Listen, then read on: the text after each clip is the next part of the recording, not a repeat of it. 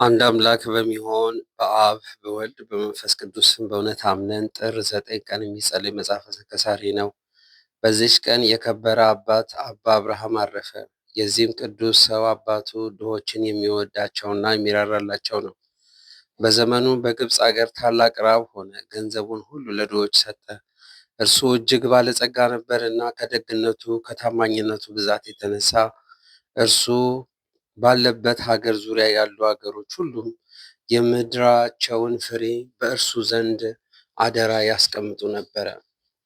ረሃብን በጸና ጊዜ በእርሱ ዘንድ ባደራ የተቀመጠውን እህል ሁሉንም ለድሆች ሰጠ። እግዚአብሔርም ስለ ምድራቸው ፍሬ ሁሉንም ክፉ ቃልን እንዳይናገሩት አደረጋቸው። በእርሱም ዘንድ ያኖሩትን የምድራቸውን ፍሬ ሽተው ወደ እርሱ በሚልኩ ጊዜ ተነስቶ ወደ እርሳቸው ይሄዳል። እነርሱም በየራሳቸው ለእያንዳንዱ የምድራቸውን ፍሬ እንደደረሳቸው አድርገው ይጽፉለታል እንጂ ምንም እና ምንም አይናገሩትም። የዚህም ቅዱስ እናቱ እግዚአብሔርን የምትፈራ ምዕመናን ናት። ሰይጣንም ቀናበት፣ በአንድ ክፉ ሰው ልቦና አድሮ በፋርስ ሰዎች ዘንድ ነገር ሰራበት። እነርሱም ማርከው ወደ አገራቸው ወስደውት በአንዲት ሌሊት ራእይ አየች። ያ ነገር የሰራበት ሰው በሲኦል ውስጥ በእሳት ሰንሰለት ታስሮ እግዚአብሔርም ያደረገልሽን ተመልከተሽ ነገር የሰራብሽን ያንን ሰው ተበቅሎታል ይላታል። እሷ ግን ጌታዬ ሆይ መከራና ስቃይ በእርሱ ላይ እንዲደርስ አልሻም ትላለች። ያ የሚያሳያትም አንቺ ግን ወደ ሀገርሽ ተመልሰሽ በቤትሽ ትኖሪ ዘንድ አለሽ ይላታል። እንዲሁም ሆነ። ባሏም በሞተ ጊዜ አብርሃም ደሃ አደግ ሆነ።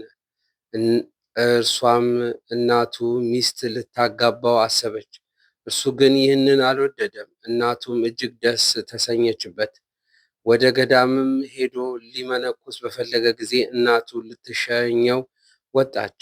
እጆቹንም ወደ ሰማይ አንስታ በመጸለይ ልጇን ወደ እግዚአብሔር አደራ አስጠበቀች። አቤቱ ጌታዬ ይህንን ቁርባን አድርገ ተቀበልልኝ አለች። በዚህ ጊዜ አባ አብርሃም ሄደ። በአስቄጥስም በረሃ ውስጥ ተጉዞ በአባ ዮሐንስ አበመኔት ዘንድ ወደ አባ መቃርስ ገዳም ደረሰ። ወደ እርሱም ወደ አባ ዮሐንስ ገባ።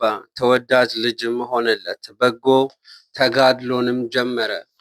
በአንዲት ሌሊት ራእይን አየ። የበዓቱ ጣሪያ ተሰንጠቀ።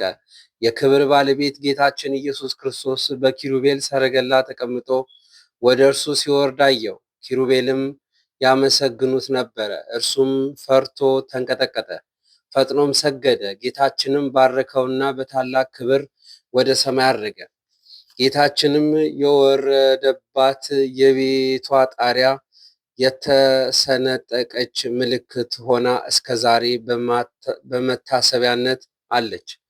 እሷም ለመንፈሳዊ አባቱ ለአበምኔቱ አባ ዮሐንስ መኖሪያ ቅርብ ናት። እሷም በግቢግ ትባላለች።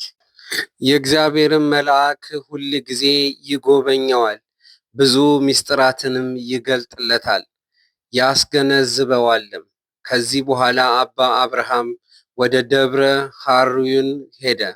በዚያም አባ ገአርጊን አግኝቶ ወደ አስቄጠስ ገዳም ከእርሱ ጋር ወሰደውና እስከ ረፍታቸው ጊዜ በዚያች በዓት ኖሩ። አበምኔቱም አባ ዮሐንስ ባረፈ ጊዜ በአባ አብርሃም ላይ ሰይጣን ታላቅ ደዌ አምጥቶበት 18 ዓመት በዚያ ደዌ ውስጥ ኖረ። እረፍቱን በቀረበ ጊዜ የጌታችን ሥጋውና ደሙን ያቀብሉት ዘንድ ወንድሞቹን ለመናቸው። ከተቀበለም በኋላ መንፈሳዊ አባቱ አባ ዮሐንስ ወደ እርሱ መጥቶ እነሆ ወደ ታላቅ ሰርግ እግዚአብሔር ጠርቶሃል አለው።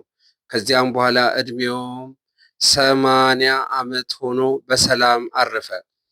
በዓታቸውንም እስከ ዛሬ የታወቀች ሆና ትኖራለች።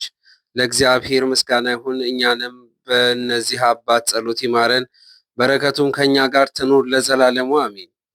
በዚህች ዕለት የከበሩ አባቶች ጊዮርጊስ፣ ኖስሚስና የሮሜ ሰው ዲዮስቅሮስ አረፉ። የአባ ኪናፎሪያንና የበጥሪቃና የጥምያኒ መታሰቢያቸውም ነው። በረከታቸው ድረሰን።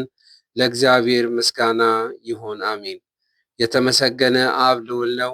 የተመሰገነ ወልድ ክቡር ነው። የተመሰገነ መንፈስ ቅዱስ ታላቅ ነው።